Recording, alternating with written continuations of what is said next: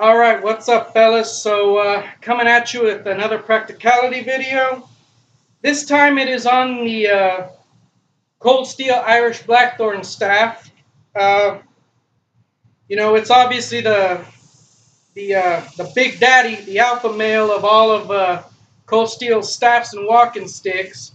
The question is, can it be used for self-defense? And there's really no definitive answer on that. I guess it falls under whether or not what your personal preferences are, what you're trained in as you the viewer.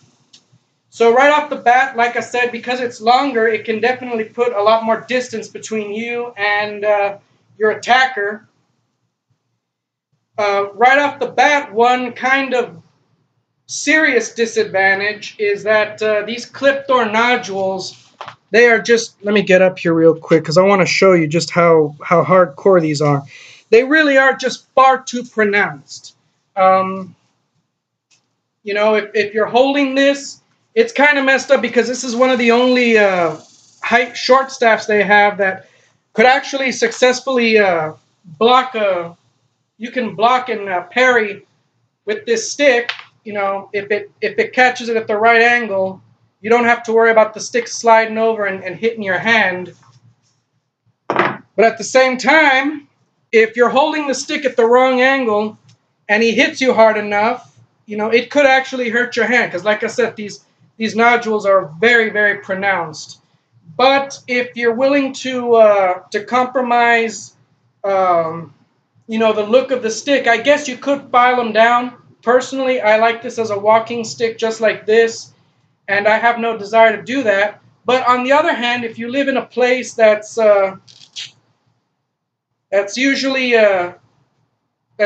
chilly all year round, the situation could easily be resolved by wearing some real good gloves, something with some grip on it, and of course, if you live in a place that's chilly, it won't look suspect. Obviously, in a blazing hot place like Texas, if I walk around wearing gloves with this stick, it's going to look a little weird. And, it provides, of course, the gloves will provide a little bit of padding for when you grab the stick if you decide to wield it that way. Not too much, but just enough. It'll feel a lot better than it would if you were doing this with your bare hands. Now, I guess it still kind of stings a little. But like I said, if you did use this for self-defense, I would recommend that you file all of these down, and it would make a formidable self-defense tool. This stick as well, you have to be careful with what you're going up against. Obviously, you can use both ends to thrust, to punch. You can do some boxing maneuvers. The knob is rather hefty. If you hit someone in the head with it, it will hurt them real bad.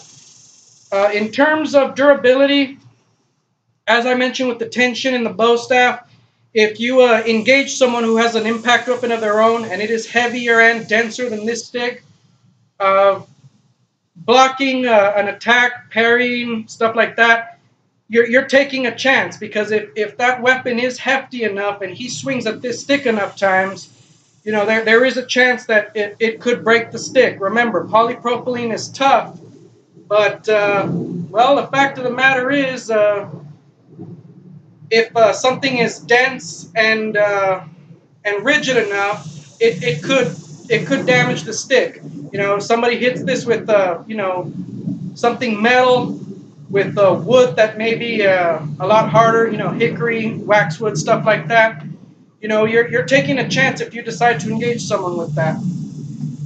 All in all, I'm going to go ahead and I'm going to give this 3 out of 4 stars. It loses a point because it is very formidable as a self-defense weapon, but it would involve you having to file all of these nodules down, and that kind of sucks because it would pretty much ruin the look of the stick.